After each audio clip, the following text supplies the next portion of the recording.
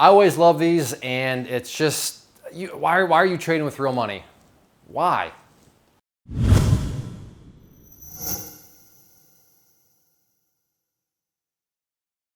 So this is a message I got on Facebook and quite a while ago, and here we go.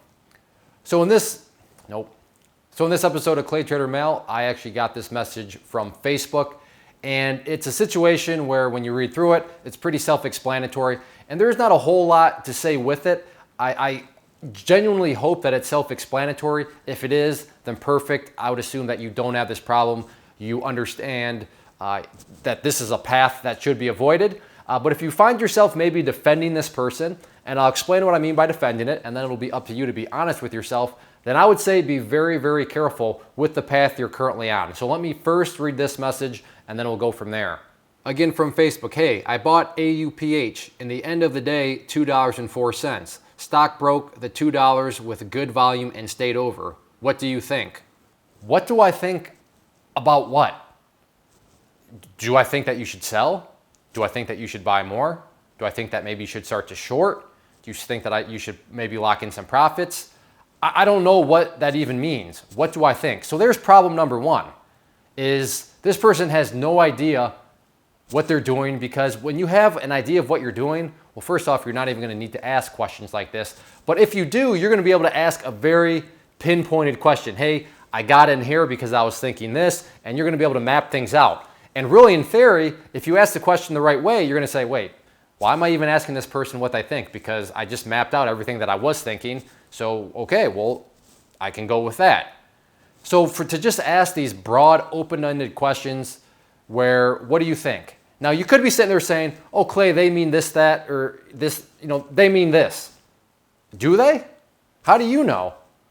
And that's definitely the dangerous thing about when you ask people these sorts of questions, because the answer you get, they could be making all these other different assumptions that don't fit what you actually meant.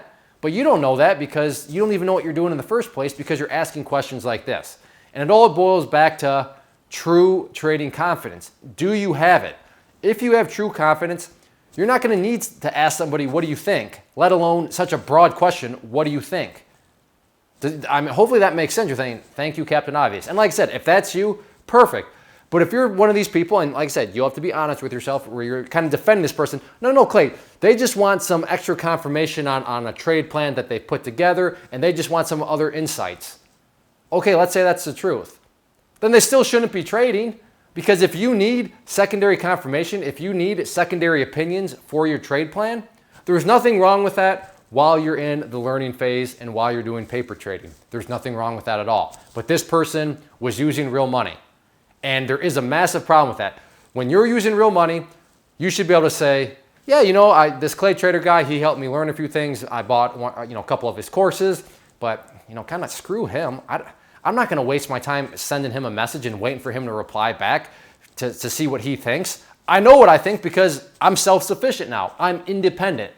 And that's the goal. So even if this person was looking for a secondary, he's still screwing things up, because now I can turn this into an example of you shouldn't be using real money when you're not truly confident. And how do you know if you're truly confident as a trader? When you can say to everybody else, screw everybody. I don't need your help. I don't need your opinion. I don't need to know what you think, because I know what I'm doing. I can structure something on my own. And I don't take that as an insult at all when people get to the point of saying, screw you, Clay. I used to care what you think, but now I don't care what you think at all, because I know how to do it myself. There can be nothing better that somebody could tell me, because that means I've done my job as a teacher, as a coach, as whatever you want to call me. But that's a great thing, and that should be where you want to get to. So if you find yourself in this person's situation where you want to ask other people what they think about your plan, or what they think about your buy, or do they think you should sell right here, you should not be using real money. Go back to paper trading. That's where it belongs, because you're not all there with it up in your mind, and that's where trading mainly all takes place, is the mental game. And without true confidence, sure, you may hit winning trades here and there, but it's not going to last that long.